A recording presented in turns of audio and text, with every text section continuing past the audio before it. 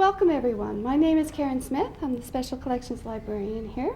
It's my great pleasure to welcome you to the reading series.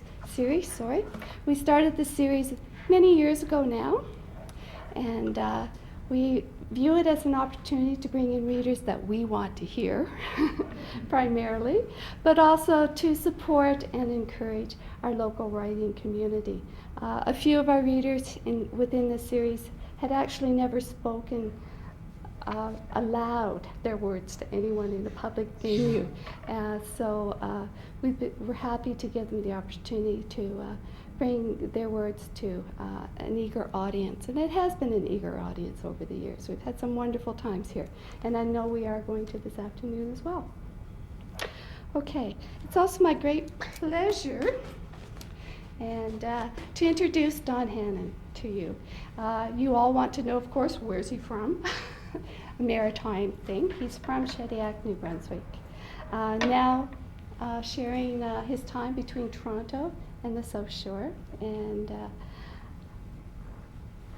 I have this funny feeling that maybe the South Shore is where his heart is most of the time too, rather than in Toronto. But we'll let him tell you about that.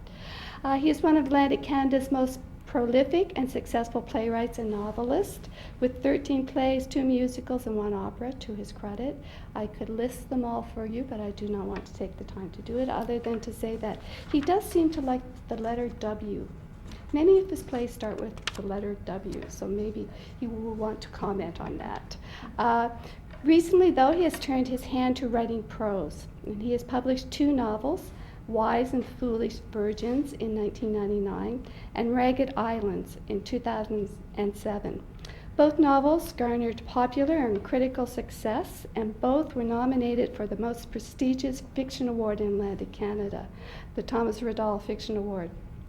His debut novel was runner-up, and today we will have the privilege of hearing why Ragged Islands was the 2008 Thomas Riddall Fiction Award winner. It's a delightful novel, and as I said, we will hear today why it garnered that award. There are many parallels between the writing careers of Thomas Riddall and Don Hannon.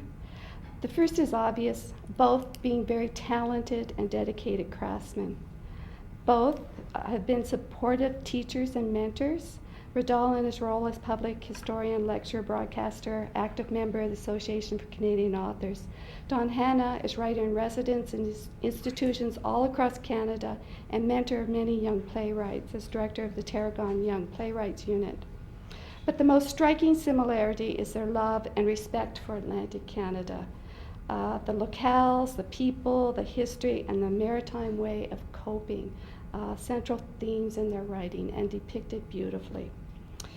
It is a very special gift to be able to perceive and to capture in words the universal and yet singularly unique aspects of human endeavor, the strength of family bonds, love, death.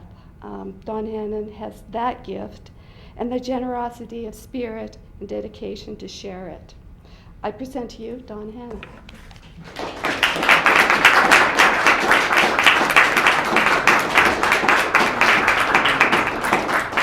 Thank you, and thank you all for coming on a Friday afternoon. I'm very happy to be here. Thanks, Karen, and thanks, Tina, for organizing this. I've been in pretty much on the South Shore, as well as in New Brunswick, where I just finished directing a play of mine. But I've been away from Toronto for 5 months, and I go back on Sunday, so this seems like a nice formal way to leave. I thought that what I would do, I'm going to start by reading from a play. I'm primarily a playwright. I mean, I have 2 novels, but I've been writing plays since the mid-'80s, I guess. And 13, that always sounds so great, but some of those plays are 10 minutes long, so there really aren't that many. That's a list I sort of need some tending to. I thought that what I would read, first I'll put in a plug. My play closes in Sackville in 2 days. It's called There Is a Land of Pure Delight. It's set in late 18th century Nova Scotia and New Brunswick. And there isn't a scene from it that I could possibly read at a reading that would make any sense. So I'm not reading from that. But you can go see that. I'm going to read from a play called While We're Young. This was a commission for the U of A. I was playwright in residence, rather, at the University of Alberta. And they asked me to write a play for the acting class, for the graduating acting class. So this was a commission to write a play for 12 actors between the ages of 20 and 24. And after spending some time, spending a fair amount of time actually between the National Theatre School and the U of A with young actors, I got really tired of seeing young actors playing, well, Lear. And I just thought I wanted to write a play where basically all the characters were, well, between the ages of 20 and 24, so that they could play to their strengths and they would all be cast in parts that you would cast them in the real world. But I thought I couldn't possibly write a play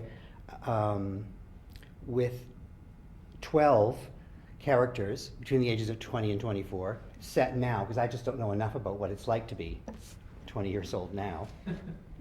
So I decided that I would write a play set in a variety of time periods. And so While We're Young ends up being a play, because of its casting, which is sort of about being young. And it starts off now and it moves back in time and it moves through 5 generations. So the time span of the play is actually 1870 in Pictou County to 2006 or 7 in Alberta. And I'm going to read 2 scenes from the first act that are sort of related. Well, all these scenes ultimately end up being related. But I'm going to start with scene 4 and I'm going to read scene 1, just because scene 4 is sort of a better place for me to start.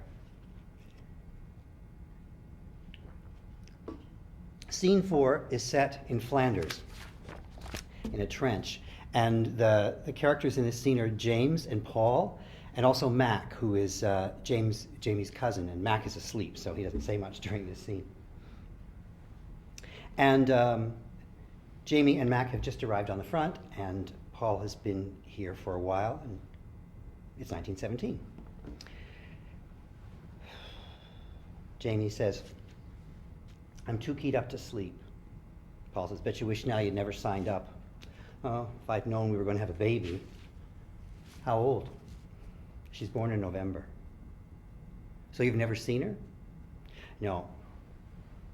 "You two were good chums back home?" He's talking about his cousin Mac and Paul.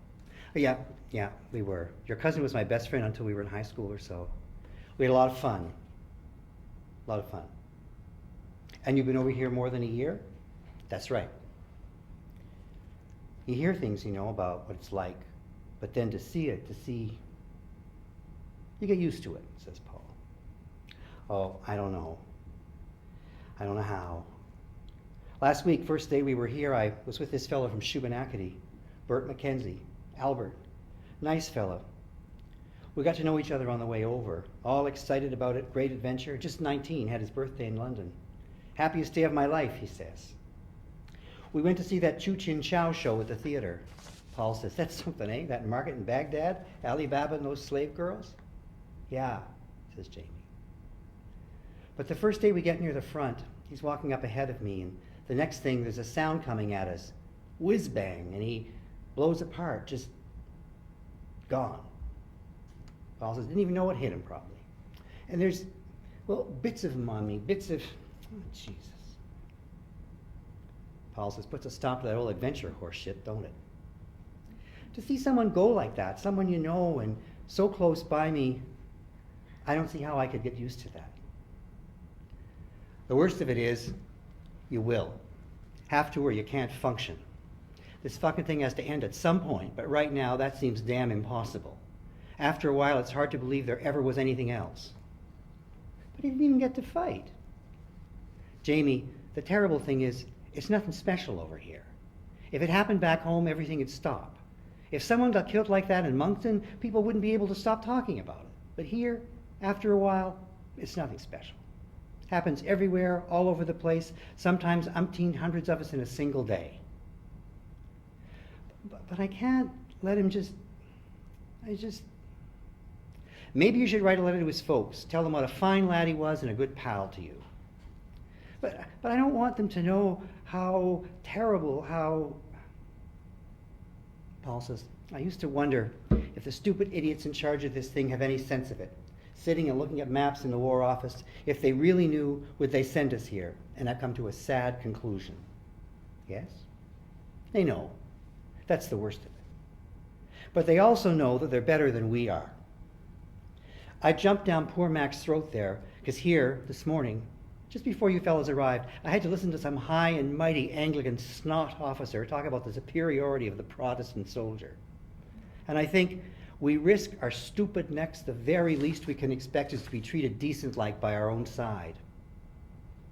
When I go back to London on leave, snotty fart bastards there look at me like I'm nothing, like, who do you think you are?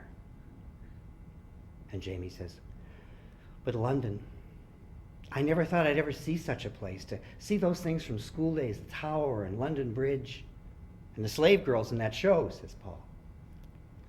For a while there, I was thinking I was the luckiest fellow alive to be able to see such sights. I hope the war doesn't end before I've seen it all, I thought.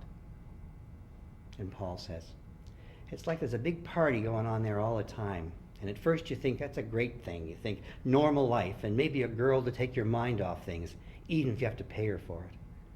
But then that comes to seem more unreal than this does. I'm walking in Piccadilly and I just want to knock someone's head off. And that's not what back home, never was in a fight. Never. I realize that I'm relieved when it's time to get back here, back with the boys who understand what this is. But how stupid can you get? Like I said, you get used to it. Everything else becomes more or less unbearable. Jamie says, what'll we be like when we get back home, do you think? Well, aren't you the little optimist? That poor bastard from Shubenacadie is one of the lucky ones, maybe. His problems are over. Bert told me he signed up because of his brother. Because his brother wanted to sign up so bad and they wouldn't take him on account of his bad feet. Paul says, they'll be signing up the lame by this time next year. They'll be signing up the sick and the blind. There'll be conscription any day, I wager. You think so? Can't kill us fast enough. Have to replace us somehow. Sometimes I even think those fellows in Quebec are the smart ones, the ones against conscription. Whose side are you on, says Jamie. Ours. Yours and mine and Mac's. And the Empire? I'm here for the lads who are in this with me, like your poor friend. When we go back home, how can we even talk about this? Will it mean anything to anyone who isn't us? What about your girl, says Jamie. Oh, I think so much about Bernadette. She writes me and she says she'll wait for me. Well, what good would I be to her? You could kiss her, says Jamie. They've been talking about necking earlier. You could kiss her. And Paul says, yeah. I'm in a pissy black mood today, ain't I? Yes, I could kiss her. She was so shy at first. Oh, I love kissing her. And Jamie says, Sarah doesn't like that either. The tongues, I mean. She won't do that. You can persuade her. Not so far. Not in 2 years. And Paul says, look, you go at it like this.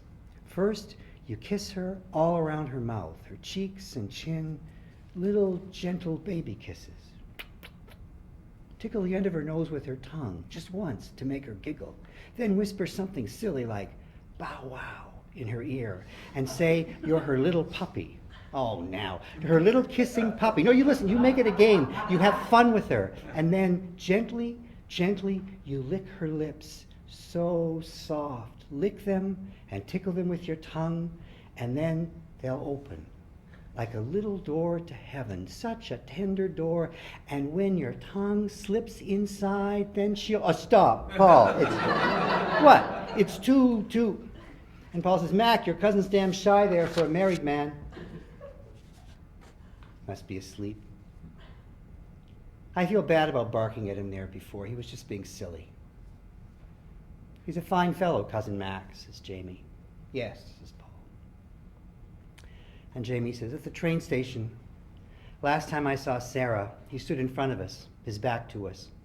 My folks was there too, but this was later because my father had to take my mother away. I never saw her cry like that before. There was always something with her and Sarah. No girl will ever be good enough for my boy, says Paul. And Jamie says, yeah, something like that, I suppose. My father took her home. Then it was Mac there with the two of us, so he said, make pretend like I'm not here, and turned around. We were against the station wall, and he stood there in front of us to give us some privacy. I kissed her. I go back over it time and again. How long were we there? Maybe a minute or two? But I can stretch it out forever. I can go over it each second over and over. The baby there between us, not yet a baby, not born, but there with us. Mac's back was so close, and the stone wall, and we were in a space between them. She was so close to me. Closer than we'd ever been together out in public like that. You know, the way your mother or father is close and big when you're small and they lift you up? And we were kissing and whispering at the same time. When I reached inside her coat and she took my hand and guided it, she told me that when she was so warm with the baby that her clothes made her irritable sometimes, and I realized that beneath her coat, she was bare naked, says Paul. No, but there was nothing beneath her blouse. I felt her skin so tight where she had been so soft before, like a drum, you know, and there, beneath her skin, inside of her, the baby moving. I can't begin to tell you what it was like. The station and Mac all disappear, and it's almost like we were in the bedroom on Mountain Road, and I'd been in Valcartier at camp. I hadn't seen her so big, and I wanted to be alone someplace with her, to press myself close, put my ear against her and listen. Mac shielding us so that we could kiss, I imagine, he thought, but we were all caught up in what was happening inside her. It was so, I don't know how to talk about it, Paul. I don't know what to say, for there's something unnatural about it. I know that sounds foolish, but there it is, about having another thing grow inside of her. Unnatural is wrong. I mean, not real somehow, like a magic story. And I thought, I'm not a kid anymore. And I thought about how hard it would be for her with me away from her for a few months. If only that moment could be stretched and stretched long enough for the baby to be born and be held and she is now. Helen. If it was a girl, we decided to call her Helen. I'm going to jump back to the first scene of the play, which is related. In the first section of the first act of the play, all the scenes are related thematically, and in the second act, they're all related. The plot sort of chugs in, and that's the way it works there. But this is the first scene. It's set in Edmonton in 2006. And in this scene, we have Claire and her boyfriend, Dylan, and Peter, who is Claire's half-brother. They have the same mom and different dads. And they're between the ages of 19 and 24. Dylan says, we can go over to the hospital if you want. She says, no, this is where I should be. But what if your mom's right and your Grammy... No, mom's just, look, Randy's there with her and her brothers, and Grammy's like sleeping anyway. She kisses him. There's no cake. And he says, it's not like it's my 10th birthday. How'd that ever start, do you think? I mean, sticking burning candles on your food. Claire says, Google it. Mom did tell me to say happy birthday, but then, of course, she had to inform me that turning 21 was such a bigger deal in her day. And Dylan says, oh, they think everything was a bigger deal in their day, frickin' boomers. It was weird, because it was the first time ever that Grammy didn't say, you had it easy. I was born in wartime. And Dylan says, yeah, well, she's going to die in wartime, too. Dylan, come on, that's just so, don't be so, what? Matter of fact? So we should all be talking in euphemisms like Laurel's fucking family? Then he says, wartime, hey, there's a word for you. And she says, word, isn't it a phrase? And he says, Google it. Sorry. And then he says, but the most privileged generation in the history of the world ever, and they were going to change everything, so why are we in fucking Afghanistan? All right, she says. And then he says, where does Google come from? I mean, the word. And she says, doesn't it come from Barney? Barney? Barney Google. There was an old song Grammy used to sing, Barney Google with the googly eyes. That's the only other place I ever heard it. Barney Google? Yeah, with the googly eyes. And he says, you should Google that. Google? He says, Google. Wootsy, mushy, wishy, kishy, wishy. He kisses her. I am sorry. I know how much you love your Grammy. After a moment, she begins to sing quietly, more to herself than to him. She goes, Barney Google with the googly eyes. Barney Google had a wife 3 times his size. Dylan says, remember when Laura won that thing in track, that provincial thing? She was so fast, she was so, like the newspapers even talked about the Olympics, but now her stupid parents are all like they raised her to be this hero and get killed. Dill, she says, like they're being scripted by the PMO or NATO, or we just talked to her the other night and she believed in what she was doing. She said she didn't want to be anywhere else on earth, right, like she wanted to be blown to shit. She says, please, you have to stop, Dill. You have to, look, you know that she phoned Peter last week too, like out of the blue, so he's really fucked up, and Dylan says, oh man, it's all so, like why do they have to have that stupid fight and break up? And she says, I know, but they wanted different things. And then the army was her idea. Nobody made her do it. They couldn't stay together because you wanted them to, or me, or even Pete. Googly. That stupid dinosaur has forever ruined that name now, forever. What name, he says. Barney. Oh, I think Barney Rubble ruined it first. And she goes, all right, and I suppose Barney Google ruined it before that, really. And then he says, when was the first time you realized you were going to die? What? Oh, aren't you just a big bundle of birthday joy? And he says, that girl who was in grade 11 the year we started grade 10, remember her? Betty or Barbie or some B name, that anorexic girl a year ahead of us. It was a D name, Denny. B is for Barney. Right, Denny, Denise. Blew me away that she just like died. We're all gonna die, I thought. Like, not right away, but eventually. Bill, but Jesus, the ultimate sacrifice, Jesus. And she says, you can't be mad at Laurel's parents. He says, why not? I never liked them anyway, but they're so shameful now. They're just so, I mean, taking the press into her bedroom, parading her baby pictures, her trophies, that picture of her father in the paper hugging that stupid stuffed penguin. She says, Pete gave them that penguin. Oh, Jesus. And why can't they? After all, she was their daughter, and now she's gone. And he says, gone? She's gone? Jesus Christ, Claire, she was blown up. Her body must look like someone went ape shit in the meat department at Safeway. They probably scraped her off the pavement, if they even have pavement over. Stop, she says. This is exactly why people have euphemisms. Because they won't face the truth, he says. And she says, no, because they can't bear it. He says, it just drives me crazy the way they try to justify being there. I mean, a place where people hate your guts because you're you, a place that isn't like any place you know or care about or ever wanted to go. And Claire says, I always wanted to go there. Oh, please, Afghanistan, give me a break. I've always had this thing about Asia, the steppes of Russia. And he says, steppes are just the stupid prairies with like an exotic name. She says, I've been going to Google Earth. And he laughs. What's funny? Well, that sounds so strange. I've been going to Google Earth like it's a place, like a real imaginary place, like Middle Earth. Okay, she says, my friend Barney and I've been... Sorry. So you've been going to Google Earth? Yeah. And after the hospital this afternoon with Mom and Graham, I just kept flying all over the place, here and Kandahar, and you think like Google Earth is this one big picture of the whole world, but really it's all these satellite pieces stuck together. Like, have you ever looked at Edmonton closely? It's summer mostly, green trees, but just south of where my dad and his girlfriend live, down past Millwoods, there's snow there. As if you could walk across the street and be in another year. So I went and found Laurel's parents' house. Why?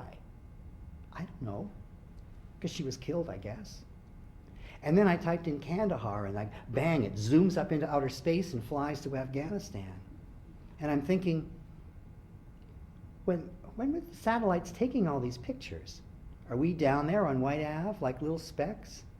And Afghanistan, was this when they were being fucked over by the Russians or when the Taliban was in power? Is Osama bin Laden down there somewhere? A little dot with his gang in a cave like the 40 Thieves in Ali Baba? And Dylan says, selfish millionaire prick. And she says, but I know for sure that I'm looking at Afghanistan before Laurel went there, before she was... Her brother Peter arrives. Hey, he says. Hey, Pete. Sup, says Dylan. Peter says, I thought you'd be at the hospital. She says, Mom said she'd call if... Who's there now? Uncle Dave and Uncle Bill and your dad? Okay, I think I'll go over. And Claire says, Grammy won't even know if you're there probably, like even if she's awake. Dolly phoned from Toronto and she didn't know who it was anymore. And they, like, always talk on the phone every morning, those two. Where have you been? Dylan says, have a beer? Birthday beer? Your birthday? 21. Sure, he takes the beer. Happy birthday. Claire says, where'd you go last night? Peter says, I went over to see Laurel's folks. Yeah, says Dylan, and Claire gives him a look. And then Dylan says, I'm so sorry, man. It really sucks. She was great. She was, yeah, says Peter. How was it, says Claire. And Peter says, their house feels all different. Like not going to a house, but more like, I don't know, church, or it's all formal and quiet. Melissa won't come out of her room, and Billy's all fucked up. Dylan says, Billy always was fucked up. Yeah, but he's worse. And their dad, it's just, oh boy, he just hugged me and cried. It's strange to try and comfort a man, like a big, bald, porky man. And we never even liked each other before. Dylan says, I'm glad you went there. We haven't had much to do with him for a couple of years. I mean, not since you two broke up. And after something terrible like this, then, yeah, he says. I just kept patting his back, like he was some kind of big dog or something. Did Claire tell you that she phoned me, that Laurel phoned me? Dylan says, yeah, man, she did. Wow. Yeah. How long did you talk, or not long, like maybe 10 minutes? She just phoned, she said, because she was homesick and thinking of home. And did she say what it was like there, or a little? Hey, Clary, there's something. What? I signed up. For what? She says. Like, I enlisted. Dylan says, you stupid fuck. Hey, says Pete, and Claire says, shut up, Dill. You what? Pete says, I've been thinking about it. Like, I don't want to go back to university. What do I care about all that shit? And I hate my job. It sucks so much. She says, Mom is going to flip out. I know. So don't tell her just yet. Not with Grammy. And Claire says, and your dad. Jesus. Yeah, I know. It's kind of fucked. And Dylan says, you just decided to go and do this without talking to anybody? Claire says, Dylan, I talked to Laurel's dad, Peter says. And Dylan says, oh, Jesus, that is really fucked. Look, shithead, says Peter. And Dylan says, but Laurel's dad? Mr. Come take pictures of my dead daughter's bedroom? That's the stupidest thing Hey, says Pete. And Claire just says, shut up, Dill, shut up, shut up. And he says, no, you shut up, you. Happy fucking birthday. And he grabs his beer and storms off. Dill, says Claire, but he's gone. She stands unsure of what to do. And Peter says, oh, Clary, everything used to be so easier.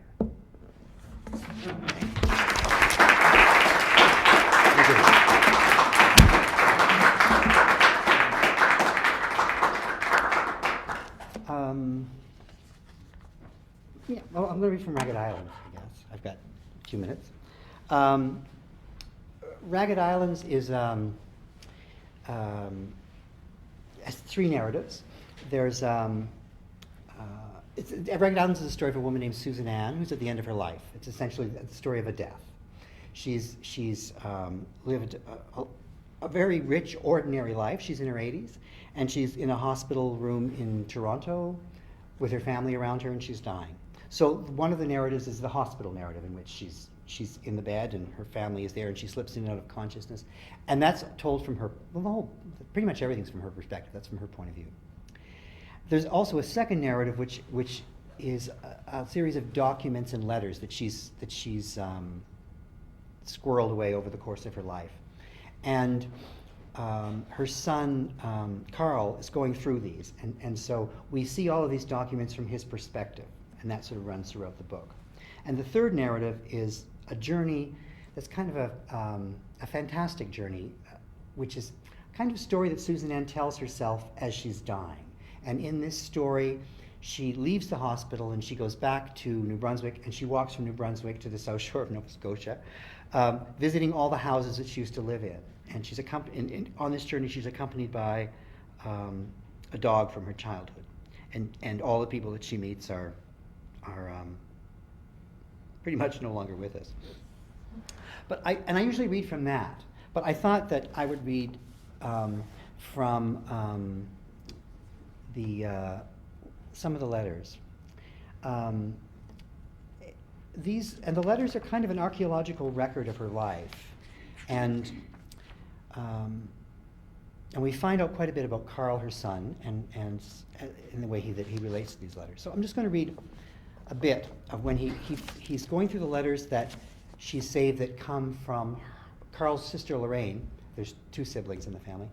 Lorraine's children, Meg and Meg's brother, have written a fair amount to her, to their grandmother. Carl couldn't get over the amount of mail that Meg had sent to her grandmother, and the fact that every single piece of it seemed to have been saved and annotated. Birthday cards, thank you cards, Christmas and Easter cards, letters and more letters, a letter written from his place in 1983, another written before Lorraine remarried. There were postcards of dusty-looking scenes from Syria, from the time that Meg went off and did her archaeological thing for the university.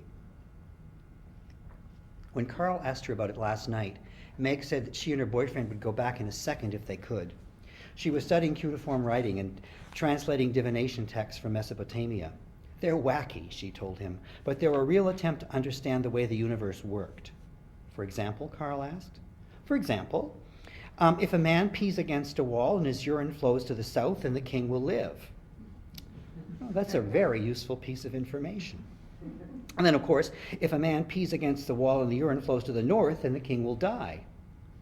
And west and east? Oh, they're all there as well. It's all very logical. It was the very beginning of the scientific method.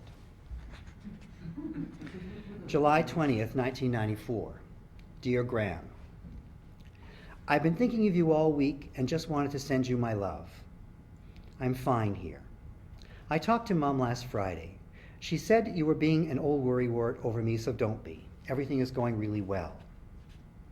I'm so sorry to hear that you will not be in your house in Ragged Islands when I get home. I know it means that I will probably see more of you in Toronto, but it won't be the same, will it? I love seeing you in Ragged Islands. By the time you get this, you will be almost ready to move. I hope it all goes well for you. I'm sorry I can't be there to help you move. It's very strange for me realizing that I won't be going to your house again. I've had so many happy summers there. I'm very fine. I'm no further ahead in the what am I going to do with my life department, but I'm having a pretty remarkable time. I don't feel like such a misfit here. Maybe everyone should spend some time being a foreigner, then they wouldn't be so closed-minded. Even though you have never done anything as foolish as this, I think that I am doing it because of you. You always told me to be different. It is one of the things that I remember from my earliest visits with you and Grampy. I can remember Tommy and I having a fight about something, what, I can't remember. And afterwards, Grampy took him out in the boat and you and I went for a walk. I remember this so clearly. I said something like, everybody thinks I'm stupid. And you said, are you living your life for you or for everybody? You said everybody like it was a bad idea, like watching TV all the time. When I was a teenager, I wanted to be like everybody else. But even at the worst of that, I knew somehow you were right. It is weird to be in a place like this, a place that is on the news so often because of modern politics, but that is so old. I am working with the bones of people who lived thousands of years ago, before there were Christians and Muslims, and probably even before Jews arrived with their one God. You know the one, Mr. Jealous, the no other gods before me guy that we like to argue about. Our religions seem ancient, but they're really pretty recent, and there was a whole long world before them. We are working in the country, in a field. Some of us are digging at what was an ancient village. My team is working on the old cemetery. Just below the field there are around 100 or more tombs. Some of them seem to have as many as 10 people in them and dozens of pots. Also animal bones, some with carving on them. Yesterday a ring turned up, copper, and a pot with wheels like a little toy car. In one tomb there were 5 adults and 2 children. One of the children and one female adult are in very good shape. There has been a lot of damage in some of the tombs. Robbers, of course, but they're recent. They smash things sometimes and look for stuff to sell. It's very weird to find cigarette butts mixed up with antiquity. Their damage is stupid. We'll never ever find out what they have stolen. Most of the damage comes from the weight of dirt that accumulates over centuries, as well as water damage, things like that. So skeletons are crushed, bones are missing or mixed up. Sometimes it looks as if all the bones were just picked up and thrown in a corner. A part of what we have to try and figure out, and why we have to go so slowly, is whether a spring flood washed things over to one side, or whether they were moved to make way for other bodies, whatever. But that child and that adult seem to be placed together, and so of course my first thought was of a mother and daughter. That is total speculation on my part and bad science. They could have been placed there 200 years apart for all I know at this point. But we uncovered them together, and they have been together for probably 5,000 years. So even if they were put in the tomb decades or centuries apart, they have been together all this long time. It would seem wrong to separate them. I know it may be bad science, but a part of me wants to make up stories about those bones. If they were a mother and daughter, and I just realized I never thought mother and son, what does that tell you? How did they die? Was it disease? Did you know that all our diseases, like mumps and chickenpox and so on, were originally animal diseases, and we have them now because we started to domesticate animals way back when? Will we find anything on the bones that might indicate a violent death? I hope not. More importantly, what will the bones tell us about their lives? How strange to live for such a short time and then have what's left of you be evidence for such a long time afterwards.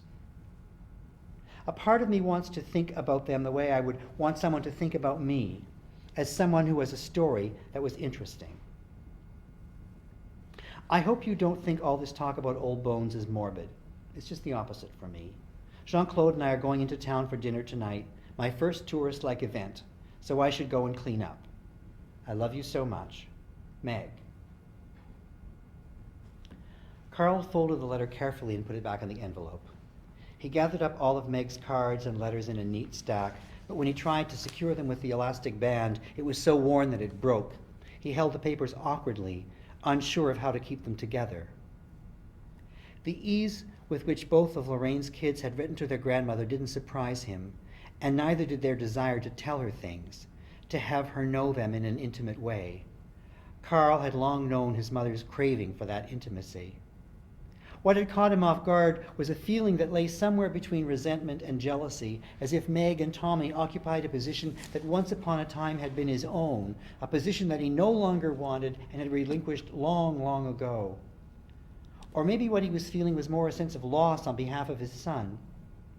His sister's kids had long had a place in his mother's life that Greg had never possessed. But Carl had always believed that his son was better off at a distance. It was too late now for him to know his grandmother. Growing up, Carl had yearned for that closeness with her, for all her hugs and secrets, but at a certain point they turned to clinging. Her entreaties became desperate, then frightening, and in the end, annoying.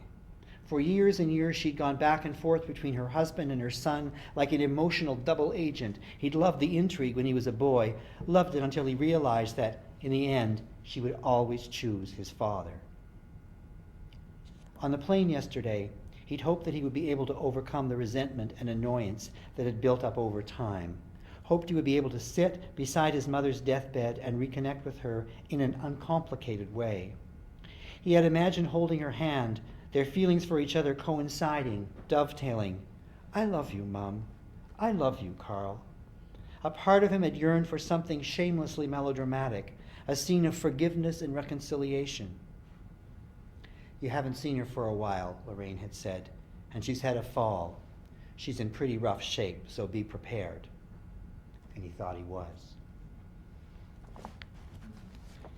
And I'm just going to finish with a bit.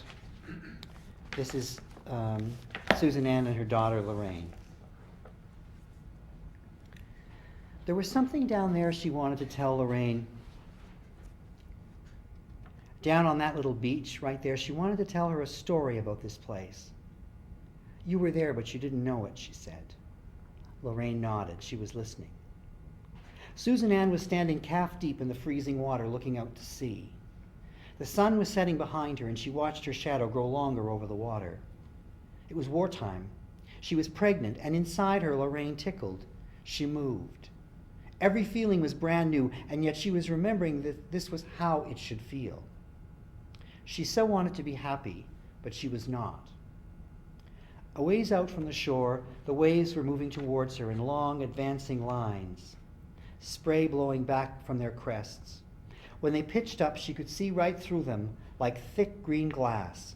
She saw seaweed churning in them. Maybe this was the time she saw the seal swimming inside a wave. It was both magic and funny, and despite her unhappiness, it made her laugh out loud. Was it that evening? Maybe not.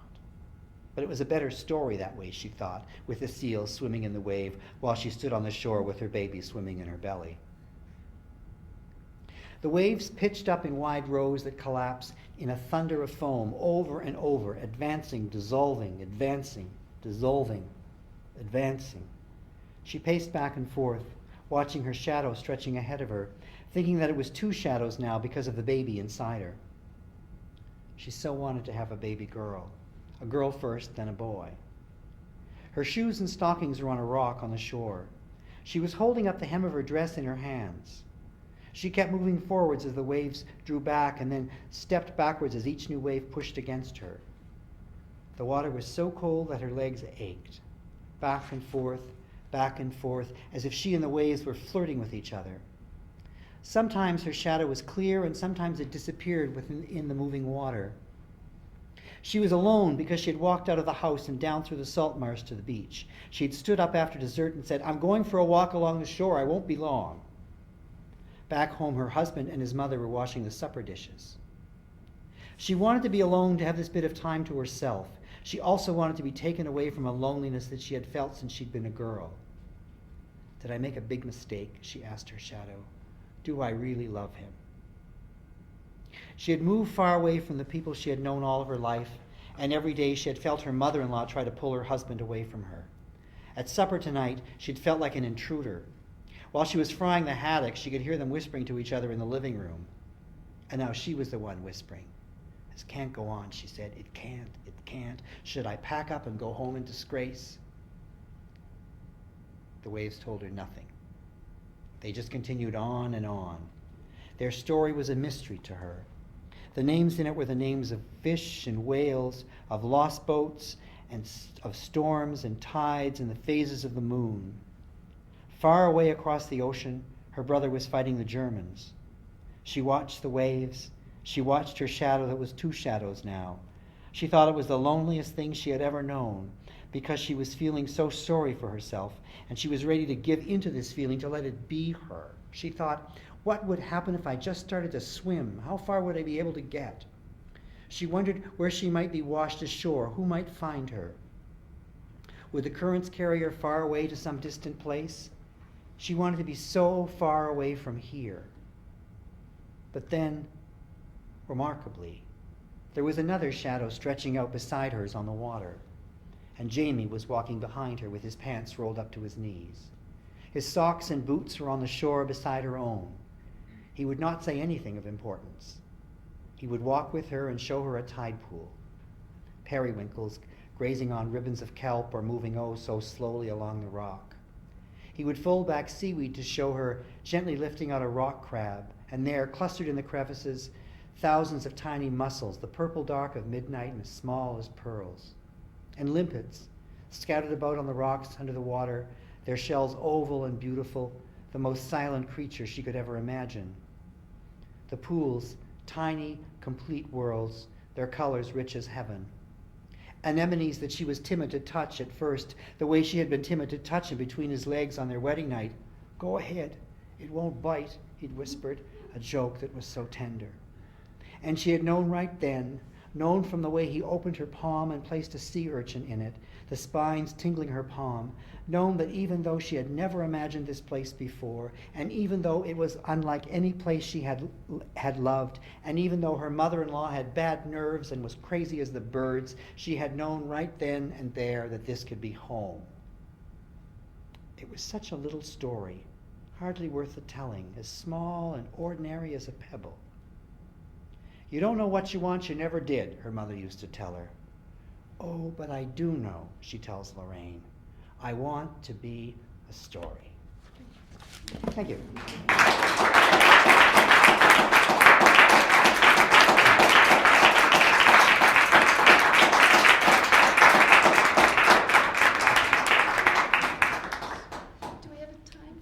Sure, Q&A, sure. Yeah. I'm wondering, Dawn, as a playwright and a novelist, is there a different process that you go through as a writer? I mean, imagining, and a corollary to that is, as a playwright who needs the play to be produced. And Right. No, also need something to be published. Yeah. Is there a preference you have for one experience or the other, or No. just different? Yeah, I love them both. I mean, I started to write novels because I was writing a play that didn't work. And I mean, there were two characters, and one of them was tied to a bed and refused to speak, so it just kind of didn't work as a play. So, but the other one talked a lot, and the novel came out of that monologue, really. Right. And some things just feel better. I mean, the play that's on in Sackville right now, I didn't know what that was going to be at first because. But it's a play because of two things. It's a play because of in the period it's set. I wanted to be able to reference the language of sermons, and to have music, to have these fantastic a cappella hymns. So it just didn't make sense for it to be a novel. I wouldn't have been able to include those things which were a part of what I loved about the material. So it's just a matter of what, the material sort of leads one to figure out what to do with it, I guess. Yeah. Don, I would imagine that writing a play and directing a play are two very, very different things. And you have done both, and you've actually just been directing your own plays, as you told us in New Brunswick. Talk a little bit about that. What is it like to actually direct a play that you have conceived and written? Well, it's great. I mean, I really like it. I had kind of miserable experiences with other people directing my plays at times. so I thought, I mean, the thing I always say is, if it's going to stink, at least it's going to smell like me. I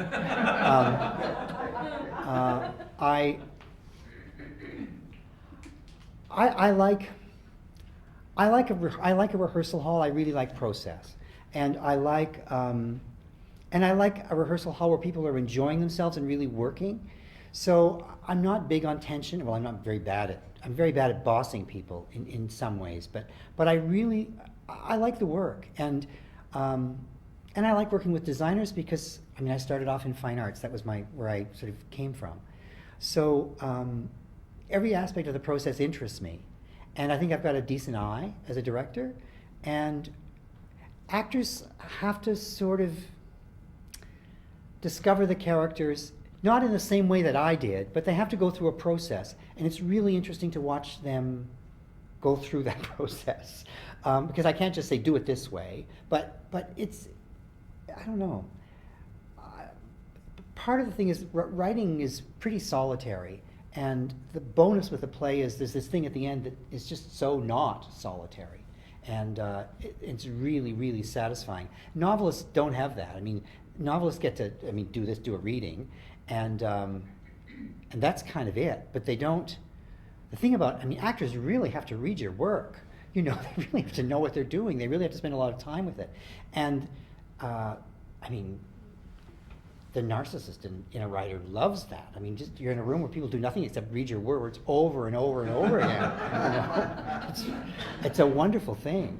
And also with this time, I did a lot of rewriting and cutting, because this was a really difficult play and hard to figure out. Well, it was hard to figure out. So it was a really satisfying process, because the writing on that play still hasn't stopped. So. Did I answer your question, I guess? Yeah, Okay, no, good. fascinating. How much, you said you don't like to boss people around. So how much collaboration is there? Oh, none. Oh, none. No, there's a bit. But no, but I don't like a rehearsal hall where people are sort of being bullied. There's a Land of Pure Delight is probably the darkest thing I've ever written. I think it really is. It's a really dark, dark play. It's a tragedy with bodies piled up on stage at the end. It's really dark. And we had a really wonderful time. I really don't think there's anybody in that rehearsal hall who said it was miserable. Because I thought, the play itself is so hard, and poor old Martha Irving had to go to such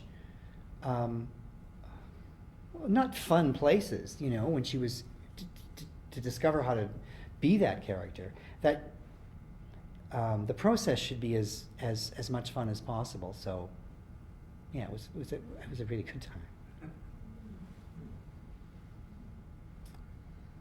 Anything else? Yeah. When did you start writing and why? I started writing. I've always written. I started writing a long, long time ago. I started writing when I was in high school, I guess. But I didn't really write anything. I wrote mostly. Well, I wrote a lot of bad poetry, and sort of poor me stuff. You know, the sort of typical stuff that. I mean, I was a young gay kid growing up in rural, well, not rural, but well, pretty much rural, New Brunswick in the '60s. So, it was pretty poor me.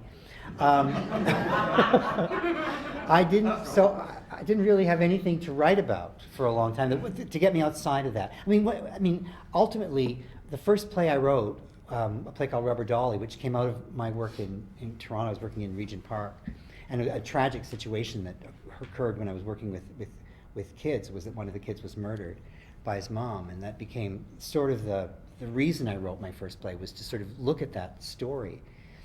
But when I started writing that story, the character of the mom in that play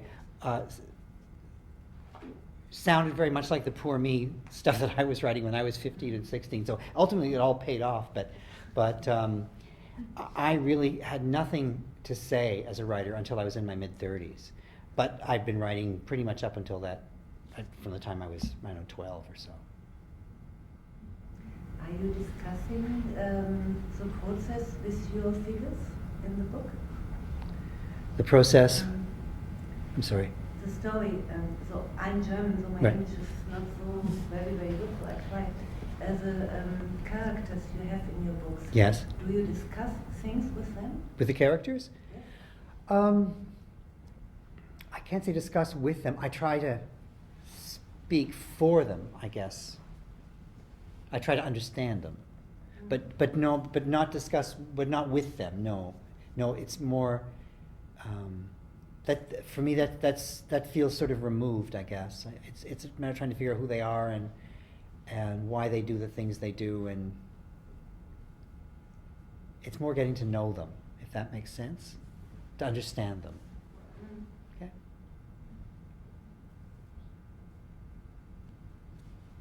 I have a Sure.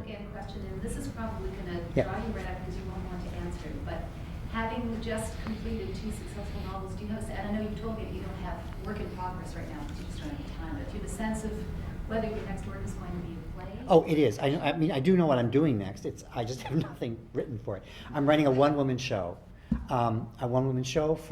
Called The Parking Lot on Top of the Lascaux Caves. That's what I'm working on.